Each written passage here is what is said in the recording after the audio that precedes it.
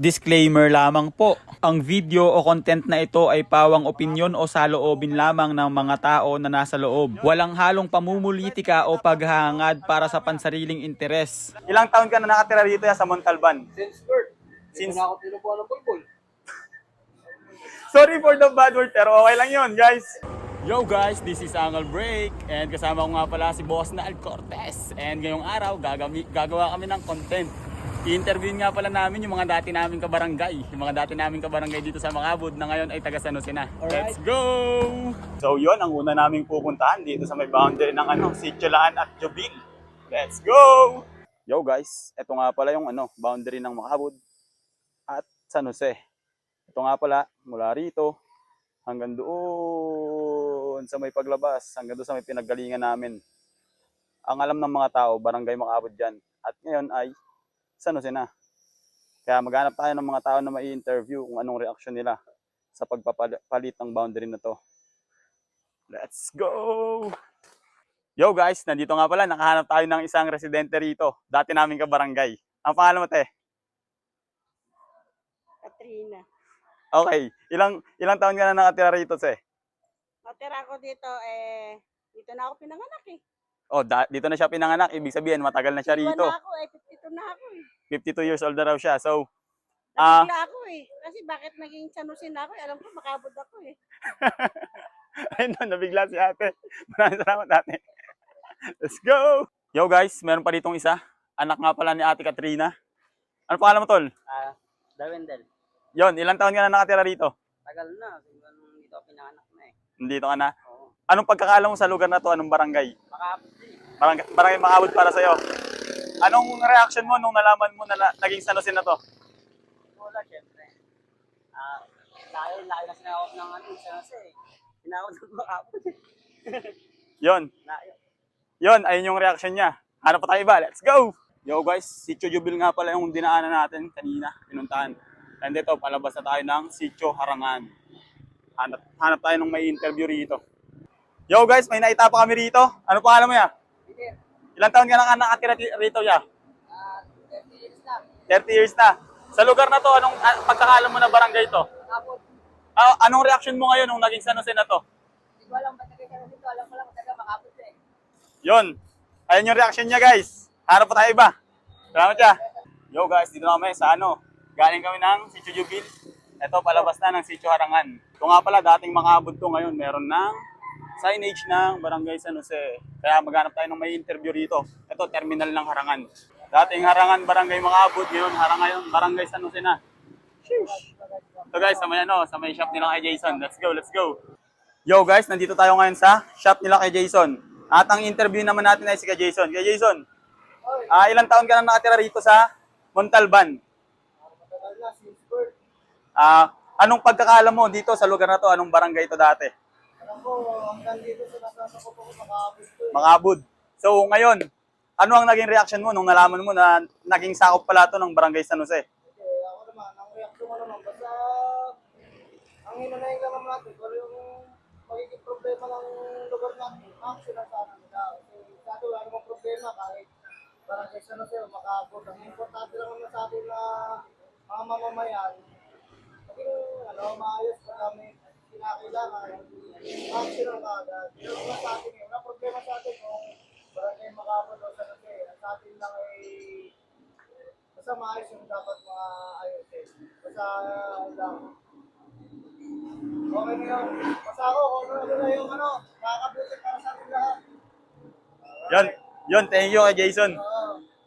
Yo guys, sa may mga problema dyan sa mga motor, may mga sira, tune up, change oil, dito sa may Jayris Motor Shop, dito lang to sa may Harangan. Punta lang kayo. Sheesh! Ano pangalan mo ya? Ako si Ryan Toando. Yan, Kuya Ryan. Ilang taon ka na nakatira rito ya? Mag-6 na kami rito. Diyan ako nakatira sa Banay. Okay. Anong pagkakaalam mo na sa lugar na to? Anong barangay? Barangay, Sitio May Stop, gano'n. Oh. So, ngayon, nung nalaman mo na Barangay San Jose na to, nasakop ng Barangay San Jose, ano yung reaction mo? Yun lang, kasi sakop na ng San Isidro to eh. San Isidro? Tapos yun, anong mga concerns mo na pwedeng masabi? Concern ko lang, sana maayos mga kalsada rito kasi ang daming disgrasya dyan. Tatalsikan ng mga bato, ganyan. Katulad na nakaraan, may natalsikan dyan ng bato na naman si tatay. Tika lang pero na-disgrasya. Ganun. Tama nga naman, public concern, dapat inuunang ayusin. Oo, ganun talaga. Yun lamang kuya, maraming salamat. Yo guys, at nandito si Ate Maris, asawa ni kay Jason, may-ari ng Jerry's Motor Shop. Te, ilang taon ka na nakatira rito, te? Ilang taon na nakatayo rito yung business nyo? Ano to, siguro mga 7 years. 7 Sep- years na kami dito. Okay, 7 years, matagal na. Isang lihiti mo na talaga. Anong pagkakaalam mo dito sa pwesto nyo? Anong barangay? Ato, alam ko talaga hanggang dito, barangay Makabot tayo. Kaya nagulat din ako, bakit nagkaroon ng barangay San Jose mula outpost hanggang Marangan. Kaya marami nagre-react kasi nakalakihan na natin na barangay Makabot talaga to. So, sana binigyan linaw muna yung mga residente dito bago gawing barangay San Jose kasi marami nagtataka na gano'n.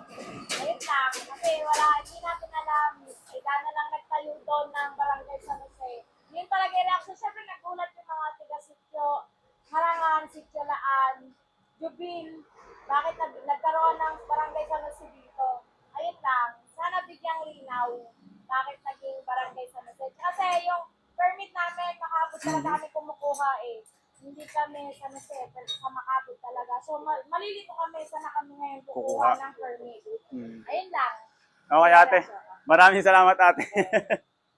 Okay guys, nandito tayo sa may Harangan Toda. Hahanap tayo dito ng gustong ma-interview tungkol sa pagpapapalit ng Barangay Makabud at San Jose. Sino may gusto? Yo guys, dito meron tayo isang tricycle driver dito sa Harangan Toda. Ano pangalan mo ya? Federico Gervasio. Okay, sige Frederico. Ilang taon ka na nakatira dito sa Montalban? Since birth.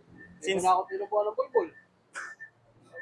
Sorry for the bad word, pero okay lang yun, guys. Hindi. Ganun talaga pala na ako. Since birth. Dito ako pinanganak. Talagang lihiti mo. Dito mo pila rito sa sitio. So ngayon niya, Nagulat din ako. Alam niya rin nagkaroon ng boundary dito. Sa barangay Makabot. Siyempre, ang barangay Makabot, siyempre, hahabol ng ng petition. Ngayon, ang pananaw ko dyan, ilabas na lang yung dokumento ng Barangay Makabot at dokumento ng Barangay San Jose. Para doon malaman ng bawat isa, Malaman ng mga mamamayan, no? malaman ng mamamayan ng Makabot at San Jose na kung sino talaga ang nagmamayari ng sityo Harangan. Kaya, isa sa akin, wala talaga akong mako-comment ka, kundi dilawin ka kung saan mapupunta yung sityo Harangan na yan. O sa San Jose ba, o sa Makabud. Kaya yun lang. Ako, since birth, dito talaga ako pinanganak. Kakamiss lang kami ang manangat. So kaya, masakit man, wala akong magagawa. Gawa ng, siyempre, wala naman tayo sa posisyon na tayo magsalita ng kung ano. Kaya kung sa mga paser o antayin na lang natin yung desisyon ng korte o ng munisipyo. Ngayon, kung ano yung kalalabasan, yun, doon tayo papasok. Kung sino yung magmamayari talaga. Yun lang. Okay. Okay, kuya. Thank you, kuya. Yo guys, eto nga pala, magiging San Jose na yata ito. Yung lubak sa kalsada na yan. Sa tagal ng panahon, marami nang nadiskrasya dyan. Ngayong panahon kaya, maaayos na yan. Tingnan nyo kung gaano kalalim. Bugog. Truck yan, truck. What more pa kaya kung motor ka, kung single ka. Mapapadaan ka dyan. Bagong uwas ka ng motor, malalaglag ka sa ganyan. Aray ko po! Ito nga pala yung boundary ng San Isidro. Sa inyong lubak. Dito yung papasok ng Makabud na naging San Jose na yung ibang bahagi. Tapos ito yung motor shop nila kay Jason. Hanap pa tayo ng ibang may interview. Yo guys, nandito pa rin tayo sa motor shop nila kay Jason. At andito naman kasama natin si... Ilang taon ka na nakatira dito sa Montalban? Since birth, dito na ako pinanganak. Okay, since birth, matagal na. Isa ka ng botante. Ngayon, sa lugar na to, anong sa pagkakaalam mo yung lugar na to? Ano talaga to? Barangay Makabot talaga. Pero di ko alam bakit biglang naging San Jose. So yun, sa pagpapapalit ng lugar na to, ng barangay, ano yung reaction o opinion mo bilang mamamayan? Maalam sa mga dati ko sa barangay. San Jose na kami ngayon. Ayun lang ba yung masasabi mo? Saka yung kahit naman maging sunod sa barangay makaabot to, sana maayos yung daan na yun. Kasi matagal ng problema yan, marami nang nadidisgrasya dyan. Yun lang. Okay, yun lang. So guys, pare-parehas yung concern nila, yung kalsada na yun, na malalim na butas. Sana ma-actionan na yan.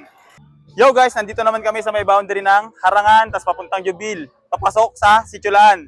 So ngayon, kasama natin si Kuya. Kung ano man yung ng karamihan, ito na lang tayo, kasi unang-una doon.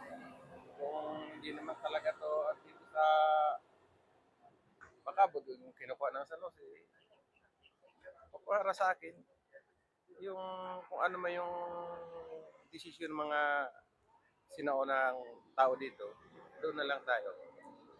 Hindi naman ako, sasabihin na lang tayo sa Agos. Okay, Yun na Kuya. lang, oo, yun na lang. Okay, Kuya. Thank you. Yeah. Yo guys, dito ko nga pala siya in-interview sa may tapat ng Mami's Pares Eatery. Sa mga gustong kumain dyan ng pares, sa mga nagugutom, dito lang yan, sa may boundary ng Harangan at papasok ng Jubil at palabas ng terminal ng Harangan, doon. Yo guys, kung gusto nyo pa ng mga ganitong klaseng vlog, abang kayo ng part 2. Let's go! Salamat sa panonood!